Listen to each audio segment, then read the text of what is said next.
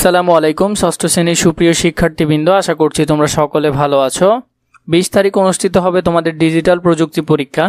আগে যাদের ডিজিটাল প্রযুক্তি পরীক্ষা হয়েছে ওদের প্রশ্নের আলোকে তোমাদের জন্য কিছু নমুনা প্রশ্ন তৈরি করা হলো। তোমরা ভালো করে নমুনা প্রশ্নগুলো দেখবে, কারণ এর আগে যারা নমুনা প্রশ্ন ভালো করে প্র্যাকটিস করেছিল ওদের পরীক্ষা অনেকটাই ভালো হয়েছিল। তাহলে তোমাদের আসল পরীক্ষায় আনসার করতে অনেকটাই সুবিধা হবে। এটি একটি নমুনা প্রশ্ন। ডিজিটাল প্রযুক্তি ষষ্ঠ শ্রেণী।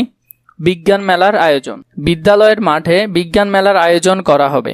উক্ত মেলার মধ্যে তুমি প্রযুক্তির ইতিবাচক ও নেতিবাচক দিক তুলে ধরবে।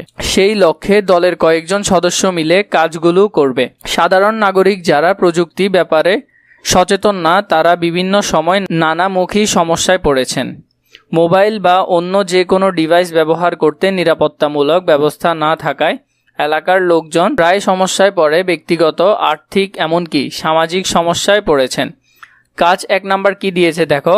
পূর্বের ও বর্তমান তথ্য আদান প্রদানের যে পরিবর্তন এসেছে তার তালিকা তৈরি করো। তাহলে একটি তালিকা তৈরি করতে বলা হয়েছে কাজ 1-এ। পূর্বে ও বর্তমান তথ্য আদান প্রদানে যে পরিবর্তন এসেছে তার তালিকা তৈরি করো। এর মধ্যে ডিজিটাল যে মাধ্যমগুলো ছিল মোবাইল, কম্পিউটার, সামাজিক যোগাযোগ মাধ্যম, SMS, ইমেল। অ্যানালগ পুরাতন যেগুলো ছিল খবরের কাগজ, হাতে আঁকা ছবি, ছড়া, মৌখিক, লিফলেট, মাইকিং। এরপর দেখো কাজ 2-এ তোমাকে কি বলা হয়েছে। বুদ্ধিভিত্তিক সম্পদের ধরন সম্পর্কে নিচের ছকটি পূরণ করো। ইলেকট্রনিক ডিভাইস এবং সফটওয়্যার। বুদ্ধিভিত্তিক সম্পদের ধরন সম্পর্কে নিচের ছকটি পূরণ করো। ইলেকট্রনিক ডিভাইস এবং সফটওয়্যারের মধ্যে ইলেকট্রনিক ডিভাইসগুলো হলো computer, monitor, mouse, keyboard. Software হলো Microsoft Word, Microsoft PowerPoint, Microsoft Excel, internet browse. কাজ 3 দেখো। কাজ 3 কি করতে বলা হয়েছে। প্রযুক্তির যে কোনো একটি ইতিবাচক দিক নিয়ে পর্যালোচনা করো। কাজ 3, প্রযুক্তির যে কোনো একটি ইতিবাচক দিক নিয়ে পর্যালোচনা করো। প্রযুক্তির মাধ্যমে করোনা ভাইরাস থেকে বাঁচার উপায় জানা যায়।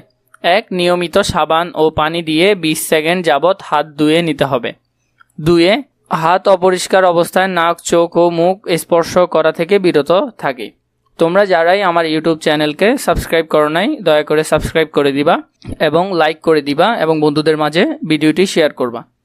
3 নাম্বার দেখো। দাঁড়ানোর সময় অন্তত 3 ফুট দূরত্ব বজায় রেখে দাঁড়াই। 4. প্রচুর পরিমাণ পানি পান করার অভ্যাস গড়ে তুলি। 5. জনবহুল জায়গায় ও অসুস্থ ব্যক্তির সংস্পর্শে গেলে মাস্ক ব্যবহার। 6 দেখো।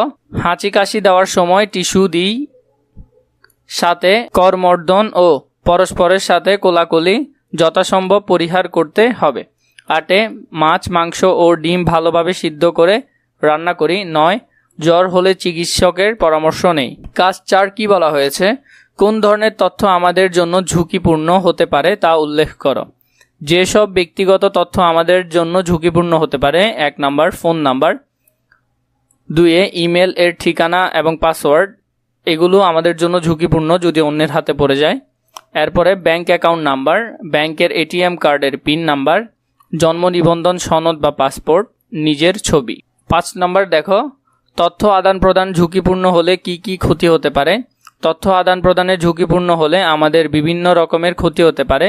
সামাজিক ক্ষতি, আমাদের কোনো ব্যক্তিগত তথ্য চুরি হলে শুধু যে নিজের ক্ষতি হয় তাই নয়, সমাজেরও ক্ষতি সাধন হয়, যেমন আমাদের কোনো ব্যক্তিগত ছবি জনসম্মুখে প্রকাশ হওয়া। আর্থিক ক্ষতি, মাঝে মাঝে এমন হয় আমাদের ব্যক্তিগত তথ্য আদান প্রদানের সময় তৃতীয় কোনো ব্যক্তি যে তথ্য চুরি করে নেয় এবং আমাদের কাছে টাকা দাবি করে এবং হুমকি দিয়ে থাকে। মানসিক ক্ষতি, ব্যক্তিগত তথ্য চুরি হলে সামাজিক বা আর্থিক ক্ষতির চেয়ে সবচেয়ে বেশি ক্ষতি হয় ব্যক্তির নিজের, যেমন ব্যক্তিগত কোনো ছবি ইন্টারনেটে ছড়িয়ে পড়লে বিব্রতিকর অবস্থায় পড়তে হয় এবং তার মানসিক চাপ সৃষ্টি হয়। এই পুরোটার যদি PDF প্রয়োজন হয় তোমরা আমার টেলিগ্রাম চ্যানেলকে সাবস্ক্রাইব করে রাখতে পারো, ওইখানে আমি PDF গুলো দিয়ে দিব।